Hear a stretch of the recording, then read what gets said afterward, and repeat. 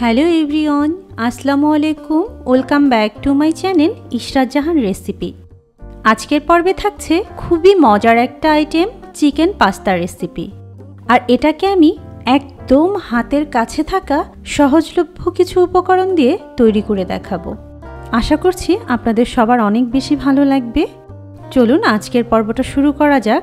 আজকে যেহেতু আমি চিকেন পাস্তা তৈরি করব, তাই প্রথমেই লাগছে চিকেন। এখানে আমি 1 কাপ পরিমাণ চিকেন ব্রেস্ট জুলিয়ান কাট করে কেটে ধুয়ে পরিষ্কার করে নিয়েছি। প্রথমেই আমি চিকেনটাকে ম্যারিনেট করে নিব।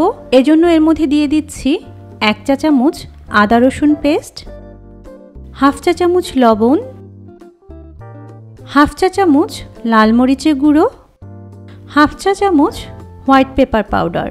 এবারে এই সমস্ত উপকরণ দিয়ে চিকেনটাকে ম্যারিনেট করে একটা সাইডে 10 মিনিটের জন্য রেস্টে রেখে দিব।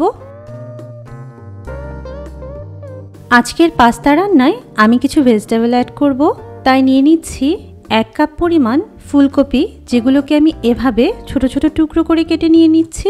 আর নিয়ে নিচ্ছি 1 কাপ পরিমাণ গাজর। গাজরটাকেও আমি এভাবে করে কেটে নিয়েছি, খুব মিহি কুচি না, একটু মোটা মোটা করে কুচি করে নিয়েছি। আর নিয়ে নিচ্ছি 1 কাপ পরিমাণ বাঁধাকপি কুচি। বাঁধাকপিটাকে আমি একটু মোটা করে কেটে নিয়েছি। আর একটা সবুজ ক্যাপসিকাম এভাবে টুকরো করে কেটে নিয়েছি। আজকের এই পাস্তা রান্নায় আপনি আপনার পছন্দ মতো যে কোনো সবজি অ্যাড করে দিতে পারেন।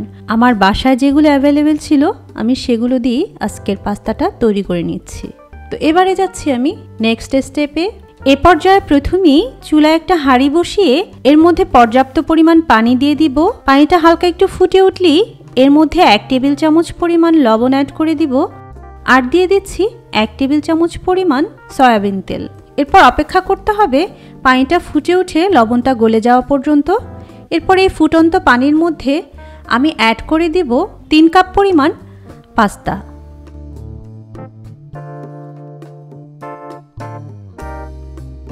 এরপরে প্যাকেটের ইনস্ট্রাকশন অনুযায়ী আমি এটাকে সিদ্ধ করে নিব।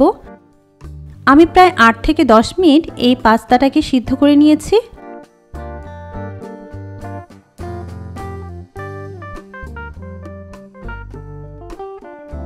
তো পাস্তাটা সিদ্ধ হয়ে গেলে আমি এটাকে একটা চালনিতে ছেঁকে নিয়ে নর্মাল পানি দিয়ে ভালো করে ধুয়ে নিব।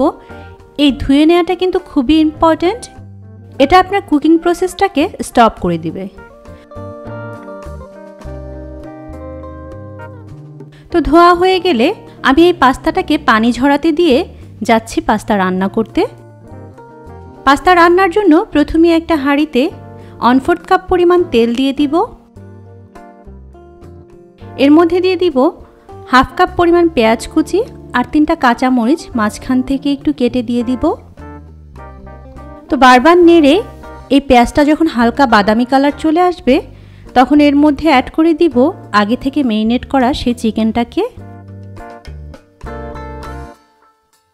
এই চিকেনটাকে একটু নেড়ে চেড়ে পেঁয়াজের সাথে মিশিয়ে দিয়ে ঢাকনা দিয়ে রান্না করব 7-8 মিনিটের জন্য। আর এর মাঝখানে কিন্তু আমি চিকেনটাকে ঢাকনা তুলে একবার নেড়ে দিব। আর এই সময়ের মধ্যে চিকেনটা কিন্তু পুরোপুরি সিদ্ধ হয়ে যাবে। 7-8 মিনিট পরে ঢাকনা তুলে আমি আপনাদের একটু দেখিয়ে দিচ্ছি। দেখুন আমার চিকেনটা কিন্তু সম্পূর্ণ সিদ্ধ হয়ে গিয়েছে। এবারে আমি চিকেনের সাথে অ্যাড করে দিব ফুলকপি কুচি এবং গাজর কুচি। আর এর মধ্যে অ্যাড করে দিব ভেজিটেবলের জন্য ঠিক যতটুকু লবণ প্রয়োজন ততটুকু। এ পর্যায়ে আমি কিন্তু কোনো পানি অ্যাড করব না। ভেজিটেবলের গায়ে যে পানি থাকে সেই পানিতেই এই ভেজিটেবলটা পুরোপুরি সিদ্ধ হয়ে যাবে। তারপর এই ভেজিটেবলটাকে একটু নেড়ে চেড়ে চিকেনের সাথে মিলিয়ে দিয়ে ঢাকনা দিয়ে রান্না করব 5 থেকে 7 মিনিট। মাঝখানে আমি কিন্তু ঢাকনা তুলে একবার ভেজিটেবলটাকে নেড়ে দিয়ে আবার ঢাকনা দিয়ে দিব। তো 5-7 মিনিট পরে যখন আমার ভেজিটেবলটা পুরোপুরি সিদ্ধ হয়ে যাবে তখন এর মধ্যে অ্যাড করে দিব আগে থেকে সিদ্ধ করে নেওয়া সেই পাস্তাটাকে।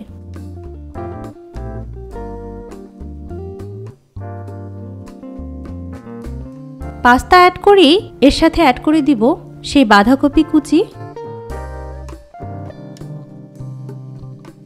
আর ক্যাপসিকাম কুচিটাকে।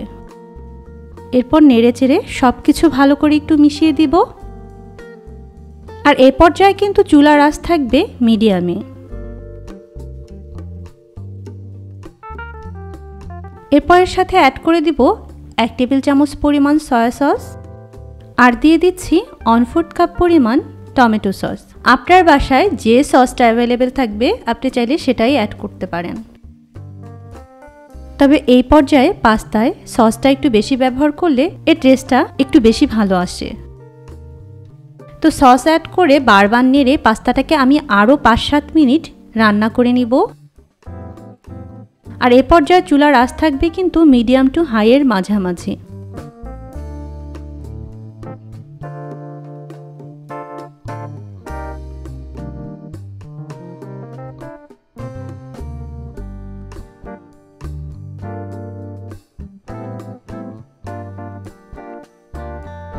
এরই মধ্যে কিন্তু পাস্তার সাথে সব ভেজিটেবলগুলো খুব ভালো করে মিশে গিয়েছে এবং পাস্তাটাও রান্না পুরোপুরি কমপ্লিট হয়ে গিয়েছে। তো এ পর্যায়ে আমি চুলাটা বন্ধ করে একটা সার্ভিং ডিশে পাস্তাটাকে ঢেলে পরিবেশন করছি।